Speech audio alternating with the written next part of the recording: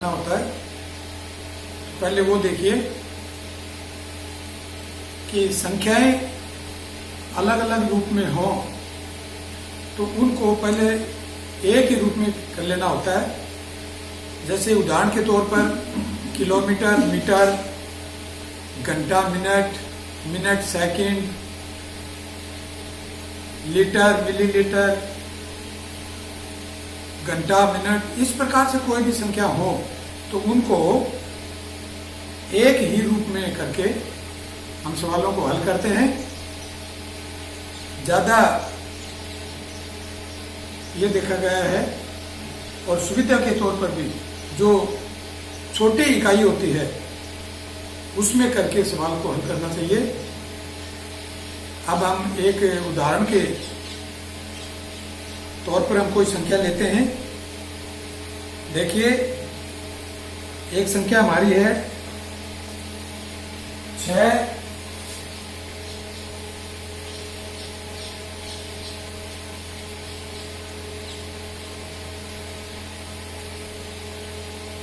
6 kilometre का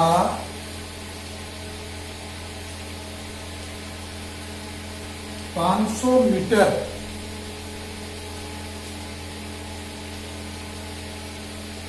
के साथ अनुपात दर्शाना है। 6 किलोमीटर 500 मीटर। अब अभी ये देखना है कि किलोमीटर मीटर का क्या साथ है, यानी 1 किलोमीटर में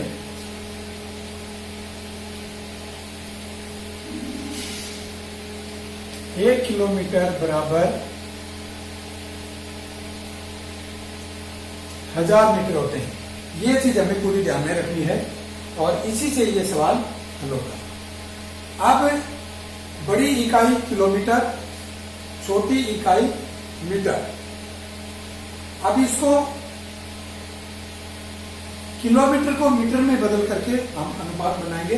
देखिए, 6 किलोमीटर अनुपात 500 मीटर।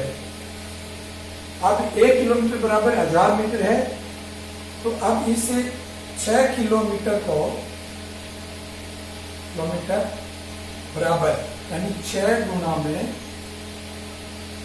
1000 मीटर। इस प्रकार से हमारा ये 6000 मीटर आ गया। अब अभीष्ट अनुपात आपका हो जाएगा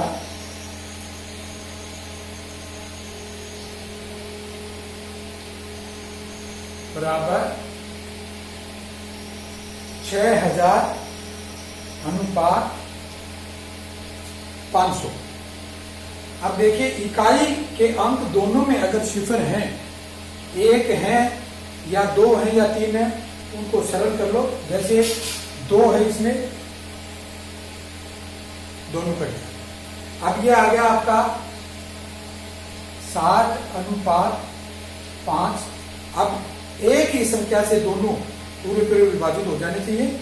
ये सरल करने के लिए आप देखते हैं, ये 5 से होता है। 5 एकम 5, 5 दूनी 10, यानी 12 पंजे 60 अनुपात 5 एकम 5।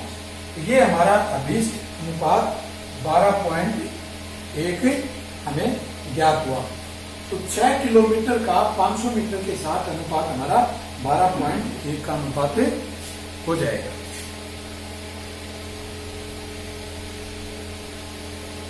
प्यारे बच्चों, देखिए, ये अभीष्ट अनुपात निकालने के लिए हमने किलोमीटर को मीटर में बदला। 6000 मीटर अनुपात 500 मीटर। अब इसको, क्योंकि इकाई दहाई के स्थान पर दोनों में सिफर है, सिफर से सिफर ये कट जाएंगे। 60 अनुपात 5 हमें प्राप्त हुआ। अब एक ऐसी संख्या लो जो कि दोनों को पूरा वेरीफाई करके दोनों में पूरा भाग लग जाए। तो अब इसमें 5 कॉमन अंक है, तो 5 एकम 5, 5 दूनी 10, 12 पंजे 60 हो गए। अनुपात 5 एकम 5, तो 12 अनुपात 1 हमारी ये अभीष्ट संख्या हमें प्राप्त होती है, तो हम कह सकते हैं कि 6 किलोमीटर अनुपात 500 मीटर। इसका सरल करके हमने निकाल दिया कि 12:1 हमारा ये अभीष्ट अनुपात हमें प्राप्त हुआ।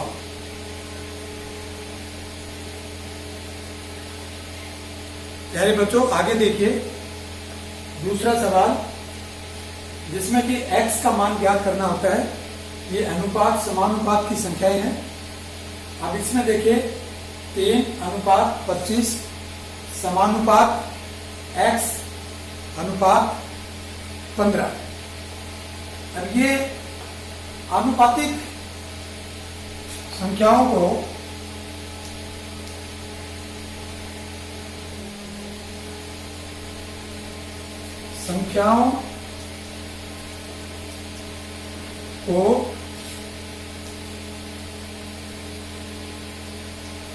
भिन्न के रूप में लिखने पर, अब इनको भिन्न के रूप में लिखेंगे कैसे?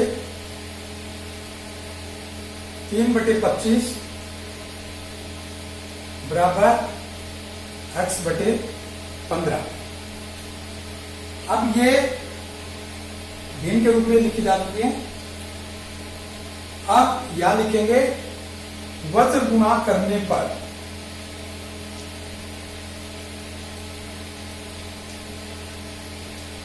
इसको क्रॉस मल्टीप्लाई भी कहते हैं। तो x की संख्या जो है वो पहले लिख लेते हैं,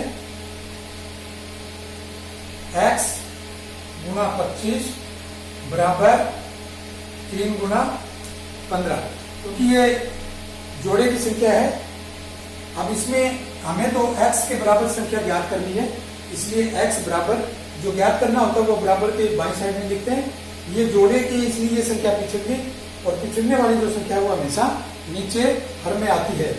अब ये 3×15/25। अब इसको हल करते हैं, क्योंकि दोनों का इकाई का अंक 5 है, तो 5 से पूरा पूरा भाग जाएगा। 5 की 15 और 5×25, 3 की 9,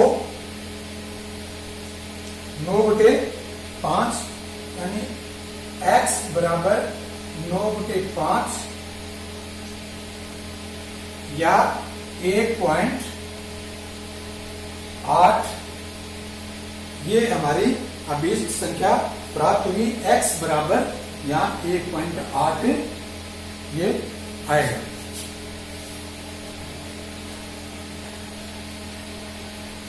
प्यारे बच्चों, आगे देखिए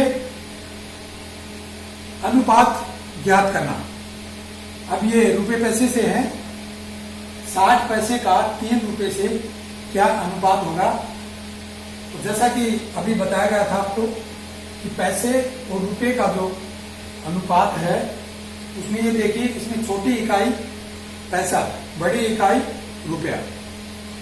अब क्योंकि 1 रुपया बराबर 100 पैसे होते हैं, 1 रुपया बराबर 100 पैसे, तो यहाँ छोटी इकाई पैसे हैं। अब इनको आप इसमें रुपये में नहीं, अब छोटी इकाई में चेंज करना है। इसका मतलब 3 रुपये है। अब रुपये को छोटी इकाई में बदलेंगे, तो यहां देखिए 3 रुपये बराबर, क्योंकि 1 रुपये में 100 पैसे, तो 3×100 बराबर 300 पैसे हुए। आप देखिए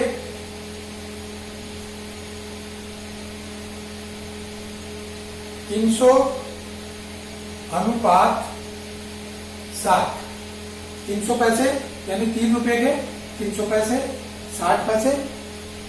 अब ये आपका अभीष्ट अनुपात, इकाई का अंक 0, इसमें 0, ये कम। अब ये 6 से पूरा पूरा वेरीफाई हो जाएगा। 6×5 = 30 अनुपात 6 एकम 6।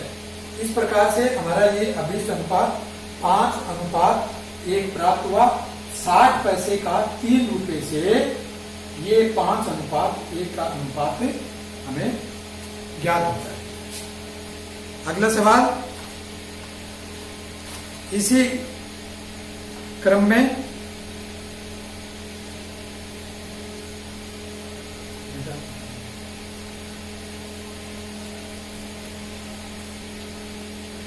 340 सेंटीमीटर का 4 मीटर से 340 सेंटीमीटर का 4 मीटर से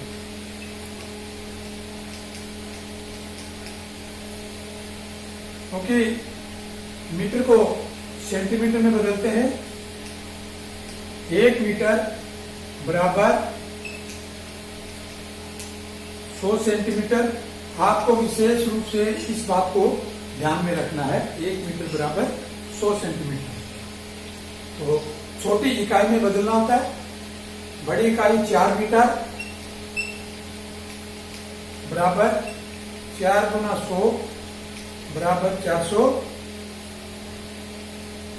सेंटीमीटर।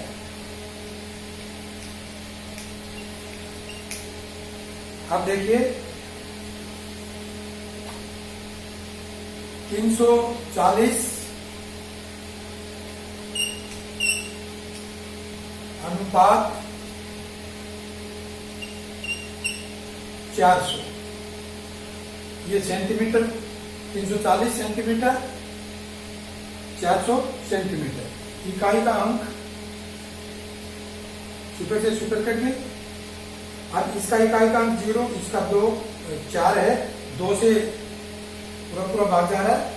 2 एकम 2, 2 7 14, 17 दूनी 34 अनुपात 2 दूनी 4, 17:20। 17:20 ये 20 हमारा अभीष्ट अनुपात प्राप्त हुआ। अब थोड़ा सा हटके आगे अगले सवालों में देखिए। आगे देखिए ये यदि 12:x समानुपात 14:21 हो तो x का मान ज्ञात कीजिए। देखिए अनुपातिक जो संख्याएं हैं उनको भिन्न के रूप में लिखना होता है।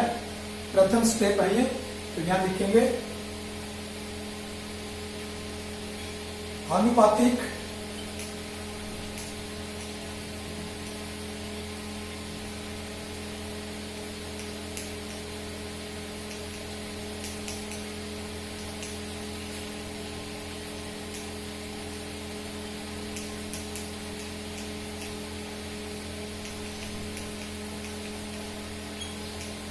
लिखने पर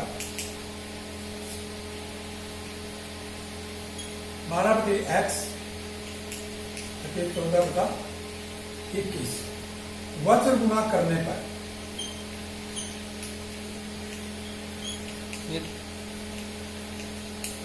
तो आगे देखिए ये 12:x समानुपात 14:21 है। इसमें हमने अनुपातिक ये जो संख्याएं हैं उन संख्याओं को भिन्न के रूप में लिखा। 12/x ये 12:x है। इसको 12 अंश की जगह लिखा और x हर की जगह बराबर 14 अंश 21 हर 14/21।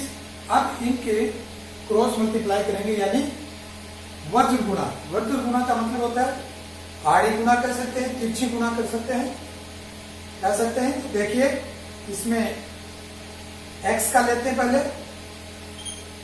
x गुना 14 बराबर 12 गुना 21। x बराबर क्योंकि हमें x के बराबर संख्या ज्ञात करनी है तो ज्ञात करना होता है वो बराबर के बाएं साइड में। x बराबर के बाद की जो भी संख्या है वो हूबहू लिखी जाएगी।